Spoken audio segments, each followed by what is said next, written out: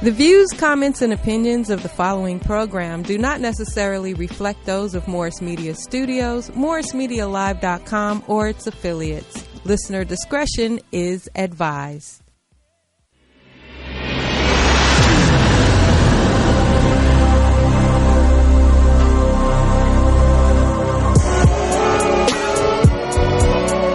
Fly motherfucker named Mellroz, big shape heroes. He went from nothing to something. Niggas keep frying, play in the background. Hop on the whack rappers, put this shit back down. Mellroz and he back now. He ain't never been nowhere, but he back now. Like nigga, what? Hey, yeah, boy. Wonder. What's going on tonight?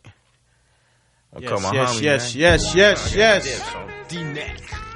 Yes. I didn't know when to finish that one. I really did. Okay. We're going to have to get into that whole song one day, Poe. Yeah, I definitely want to finish that one. Yeah, we're going to have to get into that whole rhyme at some point in our...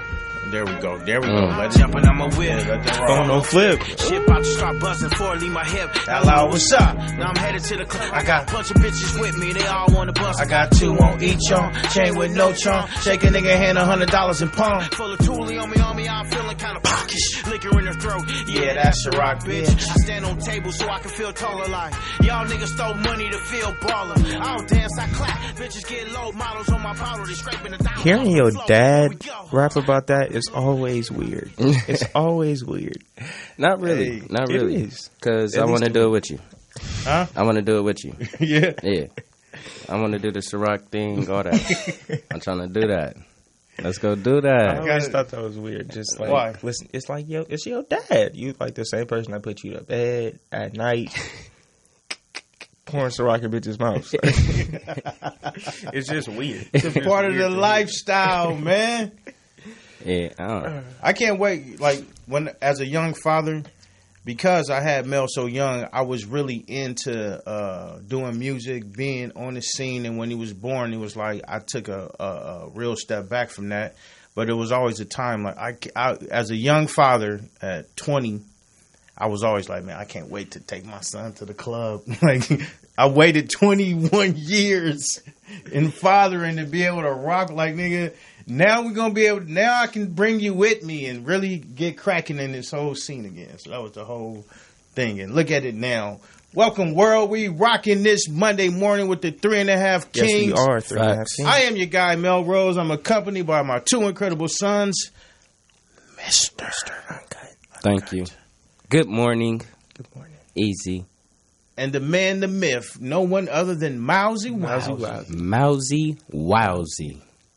Hey, look, man, I'm going to get right into it. I know Mel's still in his feelings about all the shop talk this week, and he wants to break down the new Dom Kennedy project. Shout out Dom Kennedy. We rock him heavy in the shop. That is a fact. Big facts. Listening to the new project, we had a lot of mixed emotions in the shop. And I think Mel wants to break down the science of the whole thing. I mean, first and foremost, shout out OPM, shout out Dom K. Okay. First and foremost. Secondly, that's the second time you did that. All right. Secondly, okay. I'm very I'm happy, you know what I'm saying, with the project and with the vibe. And I took a little time and I stepped away from the shop Saturday, and I was happy that I heard Dom K playing at the functions, you know what I'm saying, in the streets, and people is rocking with it outside of what we seen and what we heard. You know I can corroborate that story. Like every place that we were in, they were playing the new Dom Kennedy. I don't think that's hard to fetch, be it that y'all rocking that whole vibe. That's y'all vibe. So you was around people that's rocking. But I mean, as far as Dom Kennedy specifically, nobody's been playing his latest projects. True. As the ones that he just dropped before this one, niggas wasn't really fucking with it. Yeah, and it was and the DJs that we was around was actually from like Sacramento. It wasn't even on some LA. It wasn't even an LA cat or nothing. But I think that out of 16 songs, he dropped a 16-song project, right. And I think out of these 16 songs, he has a strong 8. A strong 8. A strong 8. And with that being said, you know what I'm saying, he been in the game 10 years. You know what I'm saying? At some point, we gotta take that into consideration, and we gotta take into consideration that we really haven't came across somebody as authentic as bro. I can't really say that. You can't vouch for that. When you say he's authentic, like, When I say authentic, came across nobody in 10 years been that authentic, and I think staying true to themselves and having that same classic sound of whoever that person is. Like my nigga got a classic sound that represents him. You know what I'm saying? I think as a be it 44, we got a different kind of ear when it comes to music and MCs. Most importantly, like you got to have some kind of MC about yourself, and I think sometimes Dom is very lazy in his wordplay. But see, this you got like Dom, you the coolest. Dom, you the coolest. Dom, you the coolest. Like, come on, man. We can expect that on every record. Pulling up at Roscoe's. What's that statement he said? Damn, Don got a lot of hoes. When, Your Honor, what is it? Pure speculation. Pure speculation. Pure speculation. No, This is what I have to say, and about his content. Pulling up at Roscoe's. Damn, Don got a lot of hoes. I might get the brisket. OPM, we gonna kick it. Damn, Don, you that's the what coolest. I'm gonna always give Dad. Dad do a perfect Dom impression. He do. Don, you the coolest. It's damn near, and this is what I do want to talk about. We are gonna have to change this, Dom. We are gonna have to change this because this is this is what's being put on your name, man. We're gonna have to change that. But what I will say is being in the game as long as he's been in the game and to only talk about positivity, to only talk about uplifting things, to only talk about ownership, you know what I'm saying, says a lot about, artist's character and what they want to put into their streets, into the minds of the people that really rock with them. And two, that's the type of audience that you attract. No doubt. So now his whole audience is about that positivity, LA, 6'4", rag top, you know what I'm saying? I don't think that's ever been the question.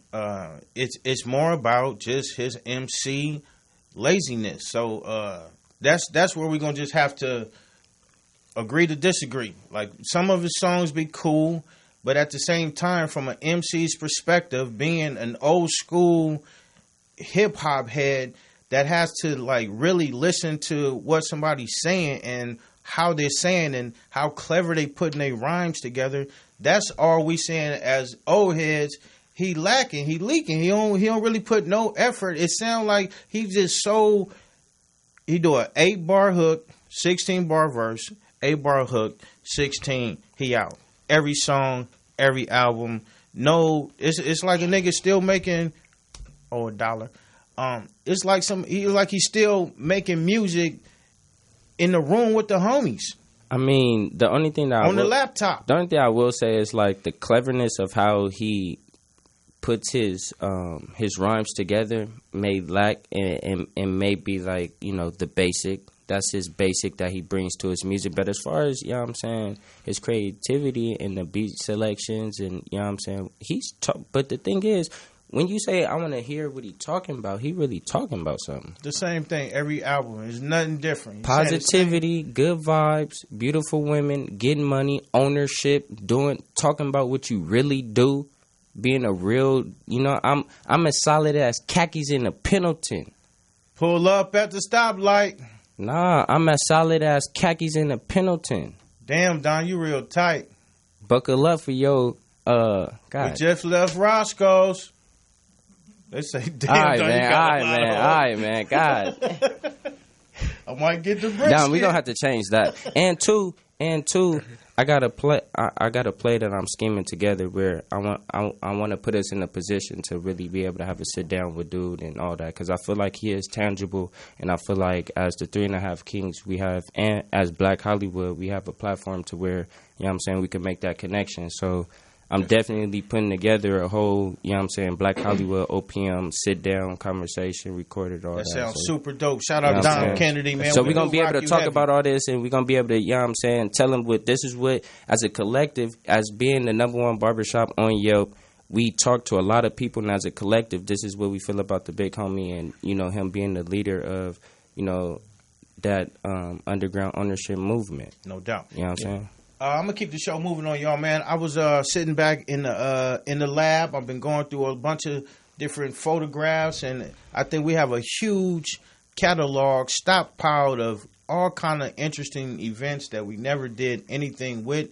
But for this first segment, I want to just flash some pictures at y'all. Every time I see a different picture, I'm gonna say, "What does this mean to you? What does this mean to you?" All right. Okay. All right. So we're gonna go with the first picture. No, take a look. Take a look. Bam. Melvin Wilson IV. You see this picture? What do you think? Do you know where this was? That was his wedding, right? That was his wedding. I DJ'd his wedding. You DJ'd his wedding? Yeah. Well, no, not his wedding, but his reception. Right. Yeah. So, to me, it means, one, it's never too late, and two, you know what I'm saying, like, just a solid man. Never too late to what? That was his wedding, so, to find love and, make that commitment to another person and to, start a real solid journey together. And they was definitely into God, so into God and all of that. No doubt. What you think about this? I wasn't invited to the wedding, so... You weren't invited? I wasn't invited. I didn't go to the wedding. I didn't go to my grandfather's wedding. I don't know how that worked or who was sending out invitations, but I wasn't there. And nobody told me that it was even happening until after it happened. It's like, oh, yeah, we took pictures and all that. She wasn't in the pictures?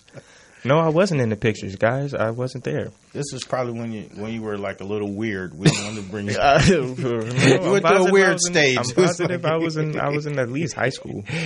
I had to be in high school. Nah, not at all. Not at all. I had to be. That was like 2013. Yeah, not at all. Yeah, I don't know. You're still weird. But I wasn't. Let's go with the next like 8th picture. grade. I wasn't there.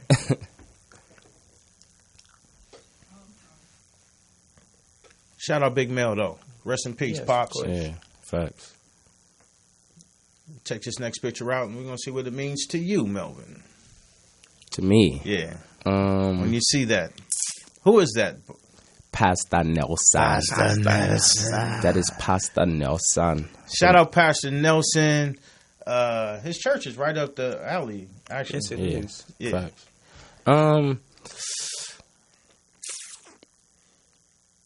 That was a key, for me personally, because I was the one I took this picture and edited and all that, and that was when me and you was heavy on our grind, doing all kind of stuff, artistically, hustling, all that. So for me, it brings back a moment of like real hustle. You know what I'm saying? Like really getting instilled like this how you hustle.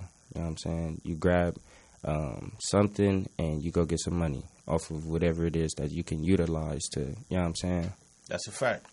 Shout out Pastor Nelson. He was one of the first people to ever hire us consistently to cover his events, make his videos, post on his Facebook, all kind of stuff. Shout out Pastor Nelson. Facts. Bam. Check that one out. A lot of people don't know that 3.5 Kings, we are photographers. This is some of my camera work. Facts. A downtown photo shoot. This is 2013 medley. So, Got the Fly Life t-shirt on. Yeah. Repping the brand. Yeah. That was the third piece that I put out, featuring Outwork clothing. And this, like I said, this was all a part of when I was getting the game of hustle and the game of whatever you think, you could turn it into reality. And this is that blueprint stage where it was in real life being drawn out in front of me. All right. Kind of teaching you swag. Hustle. Hustle is a major part of your swag, brother. Hustle. Major part of your swag. Zion, you see this picture. What do you think? What do I think? Yeah. I mean, who is that? That is Kamira. Or no, excuse me. Excuse me. Hold on. Kamira, did you hear what he said? He called you a dark-skinned Wait, hold on. lady. Hold on. What? Hold on. What? Hold on. A thin, dark-skinned lady. Kamira is not thin, and she's not dark-skinned. What are you talking about? Like, there ain't no shot at Kamira. I didn't say it was that Kamira. I think it was towards dark skin ladies. I love dark-skinned ladies. You're reading into that a little bit too much, Mo. But I cannot think of her name right now. And what's crazy was I saw her yesterday. You did see her yesterday. I saw her yesterday.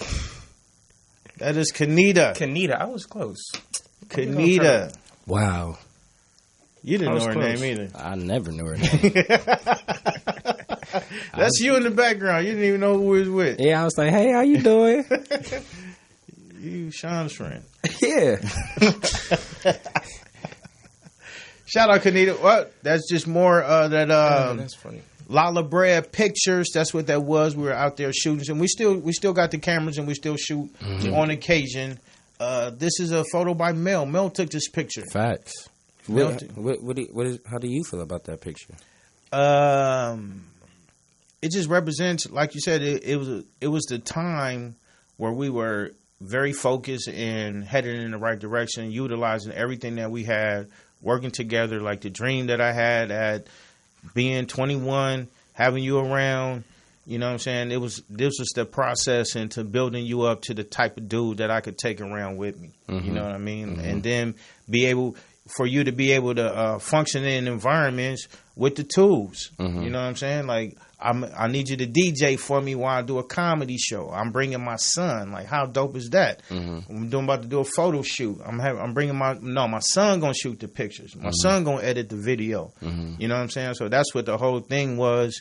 And in this moment, and that's what I'm bringing all this back, because this is where we at right now in this place and time, and it's been approaching 21 years with you, and we got to have you up to speed. So when we attack this mass market, you guys are the most important elements. You know what I mean? Like, I'm taking a step back and saying I done trained some real gurus right now, and I'm looking for them to take flight on you cats. You know what I mean? Facts. Yeah. Facts. You dig it? I can dig it. Here we go. Ooh. Here we go. This is a very serious picture. Do you know where you were on this picture? I want to say a funeral. You were at a funeral. Whose funeral? I can't think of it, actually. This was Shantika's grandmother's husband, boyfriend. Pop, whatever, the big guy. Paris. Yeah. The big guy in Paris. The house around the corner. Yeah. Wow. You don't even know him? I do know. You look real sad at your funeral. Nah, I mean, I was obviously way younger when this happened, so, But yeah, I remember that. Look at the look on your face. I can see the look on my face. I've gone through a lot of pictures from you in this age, and this was kind of like the look that you had. Sad? This is the look that you had, honestly. Are you trying to get me to get emotional on this podcast right now, bro? It's not about getting emotional, That's bro. what I feel like we going to, man. If you feel it, don't fight the feeling. I was a troubled youth at that age. I was so. You see this picture? What do you think? Do you have a smirk on your face? I'm trying to figure it out. I don't know what joke you're thinking of. That wasn't a smirk. He's concocting one right now. Nah, that was something funny to say. That was an encouraging moment for my son right there. So I was being that beacon of happy to you, man. Because I didn't really know the brother like that. So you see, I knew it was coming. I knew it was coming. No. That was just. I mean, I don't know what we were talking about or what happened. It was just a dope picture. But yeah, I mean. When I was younger, it was just more like being lost on just being lost and being a kid, So a lot of days you don't even remember what happened, man. If you had to tell a kid that's lost and feeling like, let's take a Braylon. I was talking to Braylon last night, and I just tried to tell him, like, the worst thing that you could ever do is keep talking when you know you're not supposed to.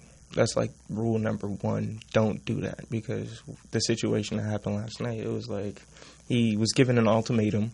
You could go outside and stand in a corner, or you could sleep where I'm telling you to sleep or whatever. And he goes but can I sleep somewhere else? And it's almost like when you look at a kid and he says something like that, you just look like, what? Why would you say thinking? that? Why would you say like, that? Did you think he was going to go, yeah, let's go with your option? Or I'm having stepdad issues. I'm having stepdad issues. I will say, but it's a really interesting place and time and space, and really having to train other kids to kind of be like, you know, I don't want to say like y'all, but have a different kind of mentality. You know what I'm saying? Like certain things you just don't do, and certain ways you gotta act. Certain ways you gotta be. There ain't no way around that. Especially if you're gonna be around me. You know what I mean? I'm not gonna be dealing with no funny style kids. You can't, because now we starting to represent each other. So you got to be on a certain wavelength. You know what I mean? So it's just getting through to him, and having to go to the old school, unorthodox punishing tactics without whooping a child. You know what I mean? Because I haven't gotten to the place where I'm ready to give him a whooping. But I'm that close from trying to like whooping the stepchild. So, quick question: is like, you know, in that scenario, is it easy to see, you know, just like the I would say, and not in your scenario personally, but you have personal experience to be able to talk about it. Are you able to see the difference in like as them being young and like, okay, you have sons and then their sons too. So can you see the difference in just the DNA and how, because it's two of them, so they kind of act the same. Yeah. You know what I mean? In the Wilson boys and then in them. Yeah, definitely you can see a difference. Yeah. And I'm talking about how we function as kids, like how, you know what I mean? Yes. 6, 7. Difference with, I think, you guys as kids is y'all had each other. You know what I'm saying? So it was an ongoing, like, tutorial from this age to this age that never stopped. You know what I'm saying? Each kid got a chance to be mentored and taught by somebody that was 13, somebody that was 15, somebody that was 7. It was always somebody around to teach. Now, with a lot of kids, when they're growing up, they don't have, like, I think with Braylon and Bryson, they don't even have a lot of boy cousins, you know what I'm saying, to come around and play with and throw the football with, or, you know what I'm saying? So everything about them is different, you know what I'm saying? Like, they'd rather, like, sit in the house and play Legos. And I've never seen a kid play Legos. Right. I've never been so surprised at how many things you can really make with, like, you see Legos and you're like, all right, you know, I think I could build like a little house or a gun. But they build like elaborate. Yeah, they be making space stations with like cars. Wow, what is that? A Tesla? you got the new Tesla place. Wow. Yeah, so you know that. But I got a couple more pictures. Okay, bam. That is you. If you can't see up there. No, I can't. I just don't know where I am. You see, you're at the funeral. Oh, I put that together, but still, you're at the funeral. The no bow tie swag. Mm-hmm. I remember that. I remember Dad tried to put me on bow tie swag when I was in like 7th grade, which is, it's not cool in 7th grade. Like, when you're about to get out of high school, that's when it starts to become cool. But in 7th grade, people look at you like you stupid because you have a bow tie on with a polo. I don't know. Swag is swag. Swag ain't. I went to Overwrite. Like, we was talking about this last night. I went to Overwrite. That's an LA staple. Facts. Middle school. And everybody knows, like, Overwrite, you gotta come dressed. That's if you're what not I'm trying dressed, to tell you. You get cooked every day. You can't take it to the next level. Like this, you never seen this before at Overwrite. I'm rocking a polo with the tizai. Which, yeah, you could work that, but I don't think I was the person to work that. Right. I wasn't the person to work that. I remember when I was going into Catch, Crenshaw Arts Tech Charter High, and Pops gave me my haircut, and he like, hey, the Gumby. And I'm like, come on, bro. He like, they gonna love it. I did the Gumby, and they loved it. But we like me, you know, Cooley, all of us, we had a conversation about the Gumby, and everybody was like, we wasn't feeling the Gumby. It was cool for the time. They wasn't feeling the Gumby, like, in general or on me? In general. Just the Gumby, and it's not a look that we do no more. It's cool. It was cool that you pulled it out on some, like, you know, you pull out an old jacket, and you're like, you can do anything. I ain't never seen that jacket. Yeah. but I he wasn't feeling it. I got instant, like, from, I was a freshman, like, nobody knew me, nothing, to, like, everybody knew me. You have a Gumby. My cut changed his whole high school career. He's like the only person. It was a Kickstarter into swag. It was the like, Kickstarter. I like it. I like it. It wasn't like he just, this the Gumby. It was like, oh no, come here. Hey, what's up? What's your name, bro? Fair enough. But that's like 2013, 2014. Jerkin was still in. It was a completely different time. You can do it anytime, any. I was like 2009. 2000. That's even worse. Got some more pictures. I'm looking to get to something. See, bam. Check them out. Look at the look on your face. That was at Laughlin, I believe. Yes, it was at Laughlin. And you still got that look. Like I that do, because I was upset. I was so hot. We was hot. Why? At Laughlin. Because everybody was prepared except us, bro. Everybody was prepared for Laughlin except us. Everybody had water shoes on. We thinking like, oh, it's a lake. Yeah. We can go in with no shoes. No, it's rocks that bed the lake. So you have to wear sneakers. Everybody has water shoes except us. So what did we have to do? We had to take the laces out of our regular shoes and wear our regular shoes in the lake. Feeling stupid. Stupid. I think what I remember most about this trip was like our first trip, and it was one of those moments like, we're just going to go. Yeah. We're just going to go. Like, we don't have anything, but going. But that's the look that you get out of somebody. You just tell them we going to go, not prepared. Everybody else is, though. Was DeMarco there? Huh? Was DeMarco there? No. Or who was it? That was the Big J? east side. Yeah, that was Big J. Big J and all. Yeah. All right, that's what I'm thinking. But yeah, everybody came prepared. We like, all right, hey, remember we was on the jet ski? Oh, yeah. Remember the jet ski cut off? No, I don't remember that. Nah. And I got some more pictures. Hold on. I think I got some video coming up, too. Dang near panic. Yeah, dang near panic. See, look at me. I'm smiling. Okay. Let's go to the next video. I think it's the first video. That's Eric? Yeah, that is Eric. You know that's Eric because you can only see his teeth. That's who you know is Eric. Shout out E, man. Shout out to we the can homie. see his face. You can't see his wait, teeth. Wait. You can't see anything. We can see him, actually. Wait. You heard that? He said, shout out to the homie.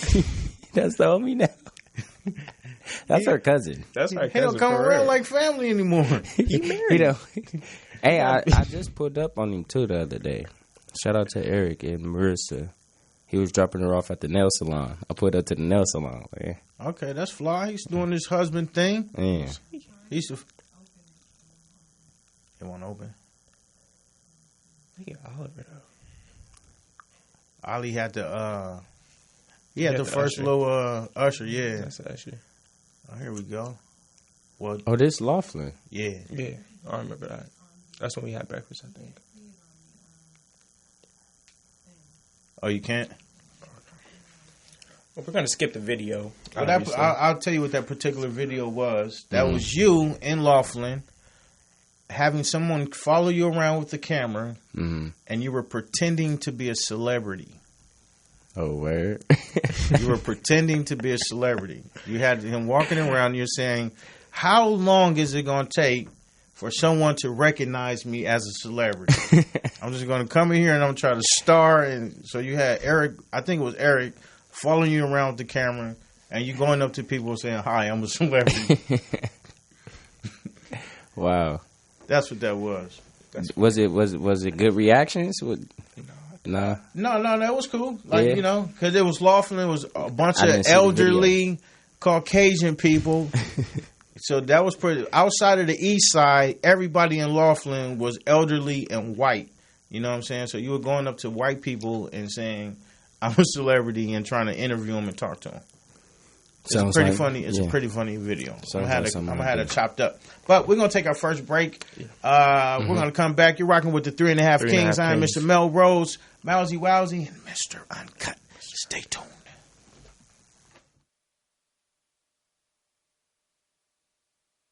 Ready to blow, motherfucker. We are ready to burn this motherfucker down. We are ready to burn this motherfucker down. We are ready to burn this motherfucker down. We are ready to burn this motherfucker down. We are ready to burn this motherfucker down. We are ready to burn this motherfucker down. We are ready to burn this motherfucker down.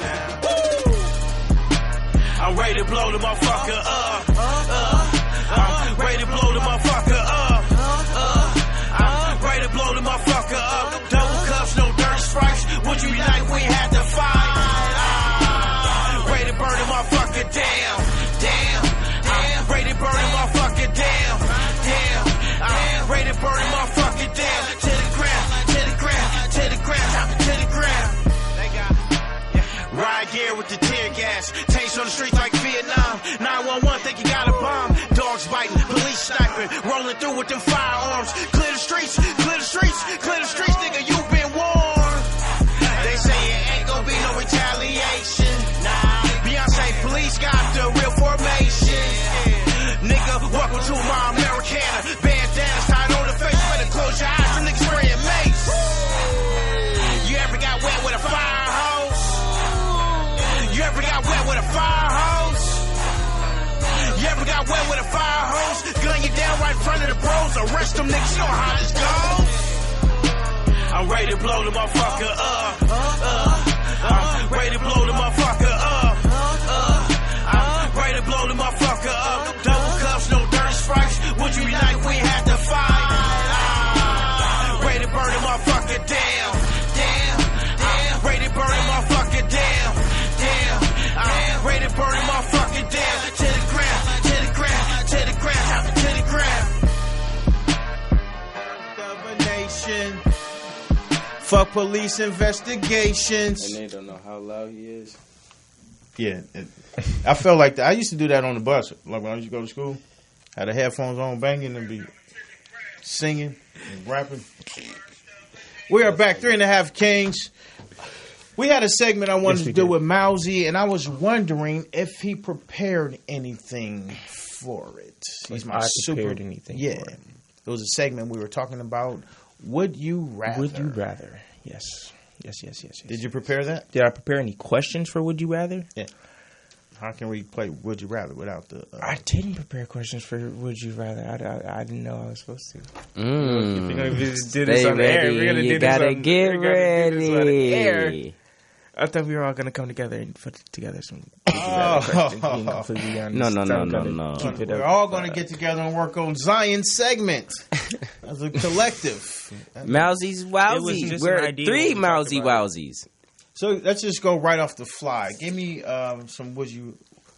Let's get Mel. Yeah, Would You Rather? I got one from Melvin. Talk to me, my boy. I got one from Melvin. Let me hear it. You listen to, or like, say it like this. Dad raps every Dom Kennedy verse, right? Over the same beats and all that, but he does it in his voice. That, or, Dom rap all the Dad verses over the same beats in Dom voice. What would you, if you had to pick one, what would you?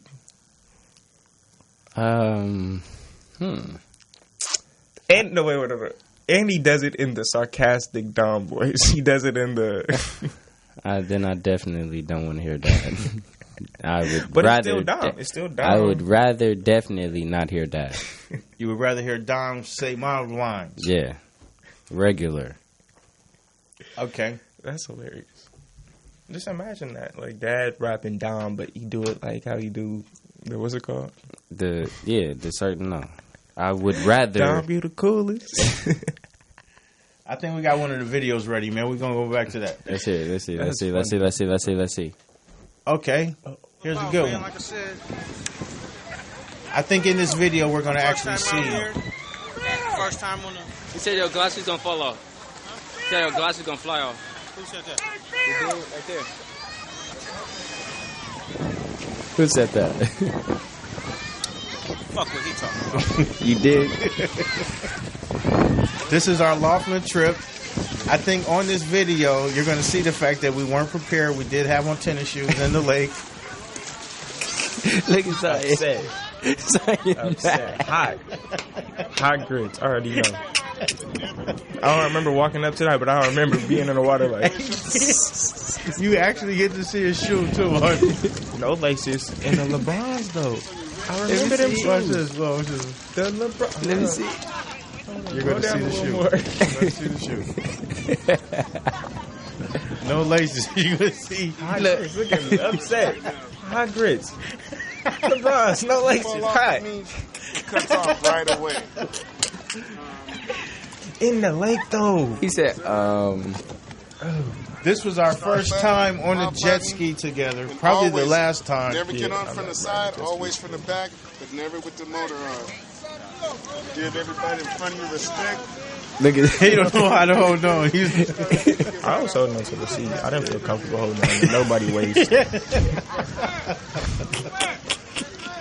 I don't know how y'all get down in law firm, but I'm not the grab your friend behind the back. Yeah, that's some east side type. Yeah, that's some east side shit. That ain't. That's real. That's some east side That's shit. real.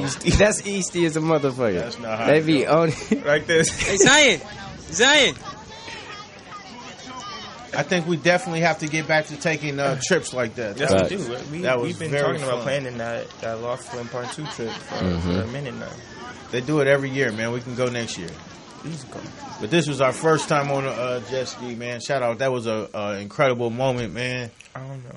It was incredible for you. I wasn't riding. I was riding the back of the jet ski, which is always not as fun. You didn't even want to get on the jet ski, really. Because I you were wasn't kind of able- scared. I wasn't able to It was a operate fear my thing. own jet ski. Like, It was who wants to be on the back? It's like, what?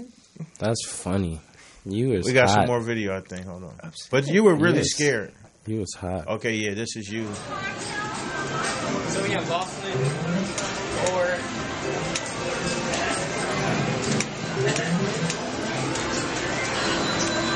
nobody knows who I am. Nobody knows I'm This a is you. celebrity. You're a celebrity. This is you being a celebrity. Nobody knows who I am. Now, do you think you can swag that much better now? The star feel? Look at you. So on camera, you don't know I'm a celebrity. You should tell me. You never heard of. We're actually actors. This is right before you start doing the push-up. That's how I look now. Loki. Yeah. I'm scared. I'm just I'm having a real conversation. I didn't get a chance to get in that movie. This is, here we go. Nobody knows who I am. It's all right. It's kind of cool to be undercover, though. So that's me, sir. It's probably because I didn't have a cut. I just don't think you had celebrity swag back then. You were still learning the game. But I like the fact that you tried. You know what I'm saying? I like the fact that you tried. That was a good attempt at being a celebrity at 15 or so. Well, how old do you think you was right there? I was young. Laughlin? Nah, It's no, clearly no, I before was the like push-up 17. stage. Yeah, you was Like 17. You were older. I was Yeah. like 13. Yeah, I was like 17. That was like Your that was push-up game looked terrible back then. facts. Terrible. They mediocre right now. My push-up Anyway, game bad right now, bro. yeah, that's cool. All right, so we're going to get into the topic of the day, and it is... Post child support era for the parents and the child. post child support. I don't know what that means. Me I either. What came is from post child support. I didn't know how to formulate the segment, so that was what I came up with. That's what off I'm the saying. fly. I don't know what that Post-child means. support. I came from a regular home. I don't know if that's how you say it. Okay, we have a caller on the line, but we're going to get right back into this important topic, child Okay. support. Caller, you on air with the 3.5 Kings. What's cracking? What up, This is Darnell out that Tuscaloosa area. What's up, Darnell? What's happening? What up, though, Mellroz? What's up with you, King? Ain't nothing to it. Man, Hey, talk to us. Man, you said a joke a while back. You was like, the white man took everything but the bamboo. Yeah, And The yeah. next day on TV, they was advertising that shit, talking about bamboo flow special. Ah, Man, I was dying laughing so hard. that's crazy. Hey, but I got a question. Talk to us. Hey, I know what's name in L.A., the gang banging culture heavy over there. How was you able to keep your sons out of that life, or how can they expound on it and about how they got out of that life? All right, that's a very important question, Mel. Let's have you take that first. I mean, first I was never something that I inspired to be or to entertain. But as a youngin', I was definitely heavy into sports and heavy into, you know, going to school and just that ideology of being a football player. I played in the Snoops League, and, you know, the team that I was on was, like, we was cracking. So all my mind and what I wanted to be had nothing to do with the streets. And, you know, my pops wasn't in it. He was in the streets, but he wasn't in the streets on some gangbang stuff. So that was never in the house, or that was never, you know what I'm saying, in our even train of thought. Even the homies, when they was doing what they was doing, it wasn't like they was gangbanging. It was just, that's what they do. Like, I play football, hoop, go to school, and I got my brothers. You know what I'm saying? That was another thing, like having my brothers and, you know, having homies. What about you, Mouzy? How'd you stay out the gangs, brother? One, having brothers was a big thing because, you know, especially having Melvin as a brother. I don't know how much, like, having somebody as stand up and as, you know, like take you under the wing as Mel, that actually did. But when I was younger, I thought gangs was cool to some degree. You know, you thought gangs were cool? I mean, yeah, I went to Westchester. I went to Overwright. I was getting gang banged on, not regularly, but semi regularly. So I figured, like, you know, it's not a terrible thing. You was waiting for your chance to get the bang on somebody? Low key, until I got into a fight and I realized fighting was a big part of being a gangbanger. I was like, nah, I don't think I want to be a gangbanger no more. I can't do this. And two, like, times. And two, that wasn't like that shit wasn't cool. Like, even when I was the receiver of getting banged on, it's like, bro. And even when we was at Westchester, and, you know, because I only went to Westchester my 10th grade year, and then they took me and put me in Santa Monica, so I was out of it. But shit just wasn't cool, you know what I'm saying? You think that played a major part? The fact that you was shipped off to the big facts. White school? Big facts. Yeah. That took me away from, like I really, it was damn near like it disconnected me from LA. You know what I'm saying? I was always in Santa Monica, and I was playing football and basketball, and I was doing the clothing line. So whenever they had little school stuff, we out there in Santa Monica doing the school stuff too. So it really disconnected me from everything the homies was doing. You know what I'm saying? Yeah, man. So even on my part, man, one of the biggest things that I always did was I didn't make it seem like being on some gang stuff was cool at all. You know what I'm saying? Like, it was, even though you can be street and you can be authentic as you want to be, you do not have to be represented by a bunch of cats from a neighborhood. That's not how we get down. We rock a Wilson gang, and that was our gang. So especially when the OGs don't even put life insurance on niggas. Yeah, that's a conversation. Darnell, let me ask you this: as far as gang banging, do you think at some point it should become a little more professional in the sense that it should be a requirement from everybody from the hood to have a life insurance policy? If you're going to be active from the gang, like, this is the way to grow the neighborhood's finances. We're going to put life insurance policies on all the members, because at some point throughout the year, probably one or two of you are going to die. Do you think that would be a great idea? I think you just got to have better leaders. You know what I'm saying? To follow. If you got a great leader, they basically, a lot of people not capable or not intelligent enough to even think about that. So if you got better leaders, I mean, it'll change the whole thing. But if you just follow, that's why I never joined, because he was like, you said do what? I was too, you know what I'm saying, intelligent for the fall for that. I'm like, no, I ain't going for that. You ain't no leader. I want to follow. You're not falling for the banana in the tailpipe, huh? Right. Hey, and hey, before I go, Mellroz, hey, your younger son, tell him to quit faking older and enjoy his youth, man. I keep hearing him talk. I keep hearing him say, "Yeah, when I was younger." Like, you still young. You still young. Hey, you still a grasshopper. Yeah, but I was always younger. You know, I was always younger. And enjoy your youth. Enjoy your youth, kid. I will. I appreciate that. Actually, I've been trying to remember to do that. You know, shout out Darnell, man. Thanks for calling in. All right, appreciate y'all. Y'all be good. Peace, King. Yes, sir. I think we should definitely make that a segment. Like, you know, gang banging. Gang banging. Gang banging as a segment. Not today, but you know what I'm saying? Not today. That's definitely a conversation that black men should have. How to avoid the gangs. How to avoid the gangs. Now let's talk about child support. We were having a conversation the other day, and Mel said that I owe him back child support.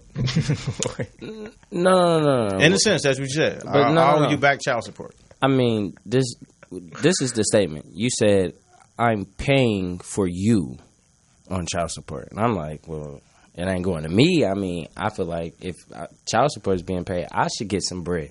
I ain't getting no bread for child support. And I don't feel like you could say you're paying for me. It's not for me. It's for you. It's for your driver's license, not for me. I think because the whole thing was my license was about to be suspended for child support. And we start talking about the importance of child support and how it all comes about.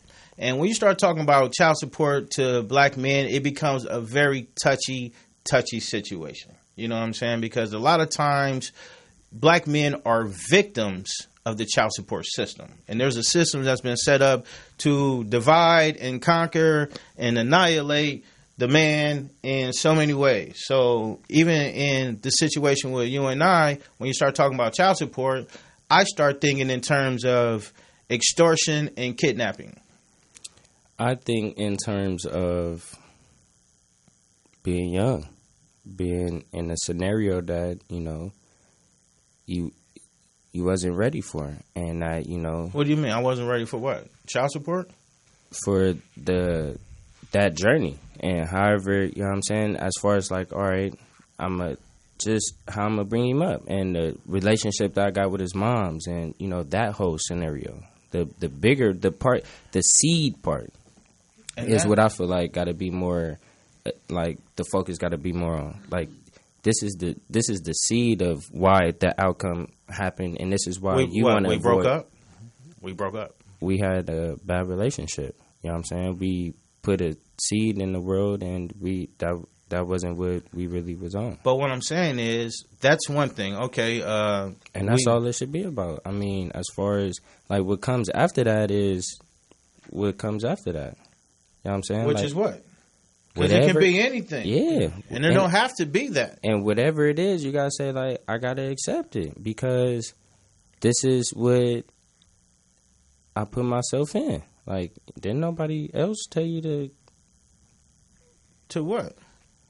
Do your thing. What, have sex? And create a kid? I'm going to agree with Melvin. That is a personal responsibility. It's all about being accountable. What part? The fact that you're in the child support system in the first place. You got to take some personal accountability to go put myself in and a situation. Dealing with this girl and you can never put anything on the child, like ever. It's not about putting anything on the child. To even say, like, I'm paying for you is like, no, you're paying for you. You're not paying for me. Well, we got to keep it. It has nothing to do with me. We have to keep it in context. I was in court. I didn't have nothing to say. It had nothing to do with me. It had everything to do with you and Sandy. So you have to pay for you. You have to be accountable for what you put yourself into. This was extortion and kidnapping. So what who put you in that scenario to be extorted and have kidnapped or whatever? However you're trying to make that make sense. Who Sandy. Put you? I can agree with Sandy, that, though, to say that. Like, if anybody files a bunk statement, brings you into court, sues you, and the court finds in favor based on a system that has been set up to separate the father from the child. Just because she wanted to be with you and you don't want to be with her? Or what? Like, because I got married.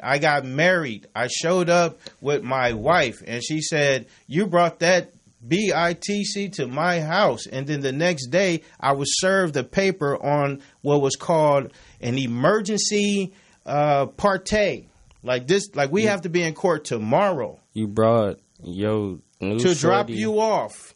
I had you with me. I parked a half a block up the street, walked you down to drop you off, put you in the house. She came out and followed me to my car. The next day, I'm in court. 2 days later, I'm in court. It has to do with not just you in our scenario, but this is what's happening to black men all over the world. Facts. And black men, you need to understand that a big part in life, bro, is you have to diligently seek out what you want. If you're just having sex. You're just having sex, and you had it, and that wasn't the case. That wasn't the case. That was the case. That was not the case. You had a child when you were 20.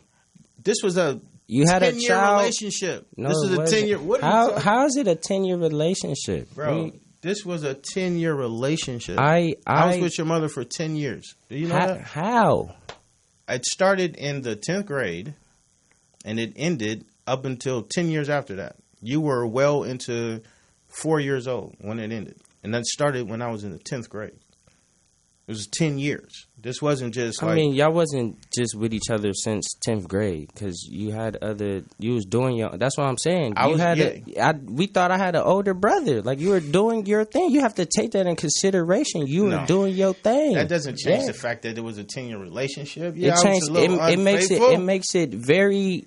Makes sense. Like, hold on. Because you were doing... Because Asante was born before...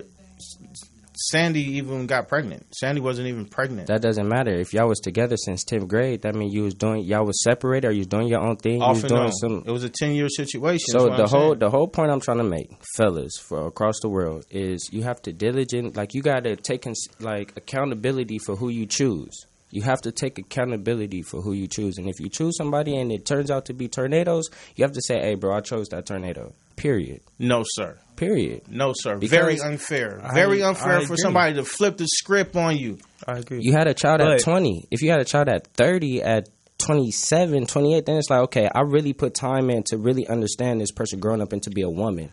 Like, you had a child when she was still a girl. So, hypothetically speaking, you have a baby at the age of 27. You've been with the girl since 20. Y'all been rocking tough. You have a better understanding of who she is as a woman. But what happens is you guys have a baby. It doesn't work out. And immediately she goes and files a restraining order against you. How would that happen? And that has to be like, I'd hit you. I did some way out of pocket type stuff. That can't be the case because that's not the case that happened with you. Somebody filed a fake statement. 20. It doesn't matter how old I was. It does. Why? Maturity, wisdom, experience. You're not making sense. So what you're telling me is somebody can file a fake statement on you, and based on your maturity level is determine how it should play out in court? No. Like a bald-faced lie? Hold on. What I'm saying is... Hold on. We got to keep this right here. Caller, I hope you're calling in. We're talking about this very important topic of child support. Who do we have on the line? Hey, my name is Johnny, man. It's interesting on this topic, and I think you said it.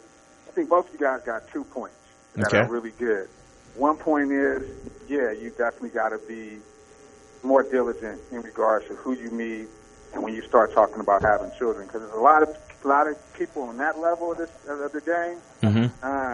Did just have sex with somebody they didn't know, right? And the girl got mad and said, and then he didn't want to be responsible. He didn't want to have nothing to do with it.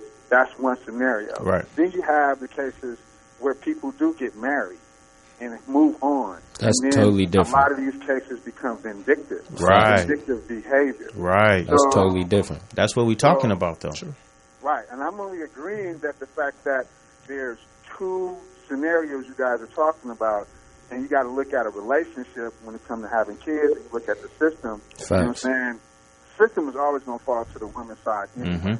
You Period. got to really show that she's damaged to a lot of degree. You know what I'm saying? So, but it's also 2 adults that should be able to communicate about that child's needs. Facts. Because a lot of men are out here doing for their kids and still got a case in the system. Yes, sir. Facts. You know what I'm saying? Facts. And the case in the system could be forever. Passport gone, no banking. Yes, sir. People can't have regular jobs. That's the illness of it all. Is because 2 people have not been able to communicate and say, look, let's come to decisions in regard to this child. Because it goes all the way back to what you were talking about, the due diligence. When you can't get back to the fundamental point of it, Facts. and the person just falls in the system, they don't have my opinion, they're not looking for the behalf of that kid, because the interest on any money goes to the state. Right. So that when you look how much money it takes to raise a kid, for a woman to put a black man in the system and then have the money go to the state is ridiculous. I appreciate that, Johnny, man. Yeah, we appreciate that. And the thing is, like, we want to keep in consideration the context of this particular scenario. This is not after marriage. Marriage never played a part. This is not... No, this is after I got married, and she became very vindictive and filed restraining order. Yeah. And that became child support. And when I say it's extortion and kidnapping, is because I was there taking care of you your whole life, and I showed up to court saying this is a total false statement, and I agree that we do need something in order, and it is we should have a 50-50 joint custody. That way, you keep them half the time, I keep them half the time. They filed for me to be able to see you, like somebody who's been taking care of you your whole life. I get to court, and they tell me I can pick a day that I want to be with you. I can pick a day, and in exchange, they're going to charge me for every day that you're not with me, and you're not letting me be with him. I'm not knocking that. You know what I'm saying? And that's extortion and kidnapping. That scenario, yeah. This is the scenario. Yeah. What do you mean? No, I'm saying that, yeah, but I wasn't. That's not what I was talking about. I was just talking about strictly off of like, I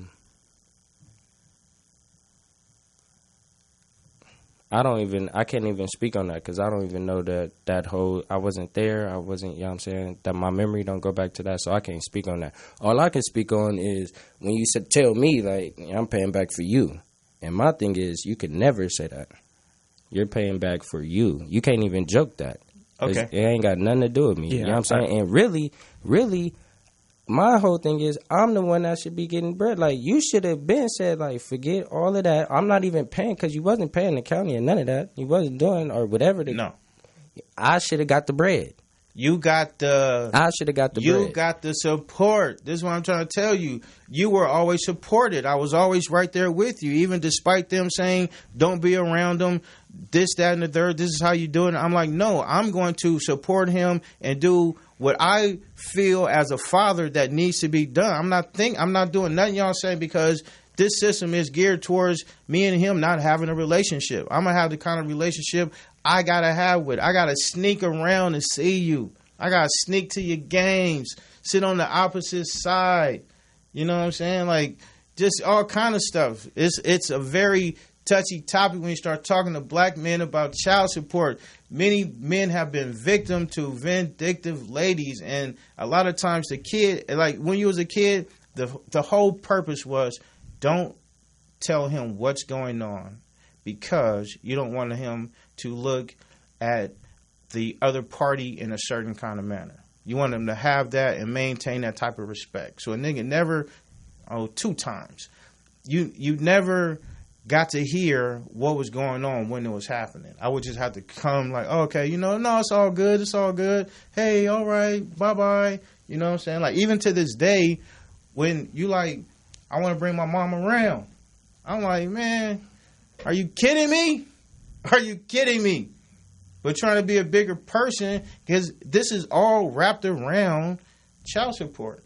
You know what I'm saying? Like, this is why we don't get along because you ran a play with the state that you knew was wrong and it was going to put me in a bad position and not make me able to take care of my son. When they started suspending all your licenses and stuff, I live by my license. And you run a play with these people, that is weak. For black women who are doing that. I have a question. What up? Do you think you would ever be able to sit down and have a conversation with Sandy about this? Yes. And two, if we were to deal in reality, and the only way I would do it is to go back and get all of the documents, because the documents are the most important factor in any case, because this is a court case that we're talking about. Yeah. It's all documented, everything that was said as the petitioner and the respondent. And every petitioner statement was, I want him to have less time and pay more money. Less time, more money. My situation was, I need more time with my son. More time, more time, more time. It's always, and we're talking about a restraining order, bro. I can't even come around you. I can't even check on you at school. I can't nothing. From the time you were 4 to damn near 13. That's insane. And how you think that like shaped, you know what I'm saying, our relationship? And because it was a point in time where like I was pushing to be with you. You know what I'm saying? So yeah. Do you think that has something to do with it? That has something to do with it? Eventually it became a situation where you start to see things differently. As you got older, it became more apparent. Like, hold up, man, you doing something to really counteract our relationship. You're not in support of our relationship. You know what I'm saying? You can start to see that. And that was some things that I didn't have to come out and say. At some point you saw it and said, you know what? I want to live with my dad. You're like, no, you can't live with your dad. You crazy. You can't live with your dad. Why not? Why would that be a problem? I was established. I had a nice house. I had a family. Everything was green. Why wouldn't he be able to come stay with? Why not? That was a thing. And I definitely think we should definitely have a conversation with her, because when I talk to her, she definitely has valid points and a valid perspective that she says and that she holds true to her. And I think looking back at it, I think it was vital that I went through that, because experience, wisdom, all of that. And I mean, you disagree? No. I feel like it shaped both of us. Yeah, and the whole conversation is post that. You know what I'm saying? So how do you feel, as we walk? Well, we're not really walking out of it, but as our relationship, you know what I'm saying, comes back trifold 360. I just feel like I was true to our relationship, and I always stuck by you, and it's a testament to you being 23 and still being right by my side. So the whole goal was, from the time you were born, was to raise you to be by my side as the prince of the kingdom. So, do you think that whole scenario added rough patches to our relationship, or did it make it stronger, or you know what I'm saying? I think it made rough passage, because there was so much time that you spent away from me, and you should have been with me. So it wouldn't have been a situation like that. There was no reason for you not to be around me, because I always wanted to be around you. So there was no reason. If I was like, you know what, don't bring him over, don't drop him off, yada, yada, yada, I'm good. It wasn't like that. I'm begging, please let him come to Magic Mountain. I just want him for the weekend. No. Let him stay with me. I want to teach him this. No. And everything that I was putting you on back then that she said you couldn't do is now what we're doing right now. So all we did was waste 10, 15 years of progress that we would have been matching on. And still to this day, there are issues with me and you based on those situations, because you feel like I wasn't around, and I was. And it was people really telling me I can't be around you. And you could be around anybody else, would take you to anybody else but me. So we got to get out of here, though. We can maybe continue this. You know what I mean? We're going to talk about this as soon as we walk out this door. Hey, as soon as we walk out this door. We're going to tune in each and every Monday, 3.5 Kings. It's your guy, Mellroz Uncut, Morris Media Live, Mouzy Wowzy. Mr. Uncut, Mr. Uncut. We see y'all next week. Yes, sir. Fly motherfucking name Mellroz. Big shape heroes. He went from nothing to something. Niggas keep frontin'. Play in the background. Hop on the whack rappers, push this shit back down. Mellroz and he back now. He ain't ever been nowhere, but he back now. Nigga, what? Hey, yeah, boy. Wonder. What's going on tonight? The Consortium of Health and Military Performance, also known as CHAMP, of the Uniformed Services University of Health and Science, known as USUHS, is conducting a study to understand a possible genetic link between sickle cell trait, known as SCT, and exercise-related events, known as EREs, such as exertional rhabdomyolysis, muscle damage, heat stroke, and or collapse. We are inviting African-American men and women with sickle cell trait and their family members to participate. Participating in the study will require you to complete a health history questionnaire, a form authorizing our study physician to gather health information from you and your healthcare provider, as well as a one-time blood donation. In order to qualify for the study, you must meet the following criteria: be African American, be sickle cell trait positive, be able to read, speak, and understand English, be between the ages of 18 and 80, and currently not being treated for any mental or psychological disorders. Participation is completely voluntary, and your decision will not impact your healthcare. The results for this study are for research purposes only and are not intended to directly benefit any individual for confidentiality reasons. However, the results of this study are intended to help better shape policies and associated health risks affecting the SCT community. Participants may be compensated for their time. To join the study, or if you would like additional information regarding the study, please contact the study team by phone, area code 240-479-9514, or email sctstudy-ggg@usuhs.edu.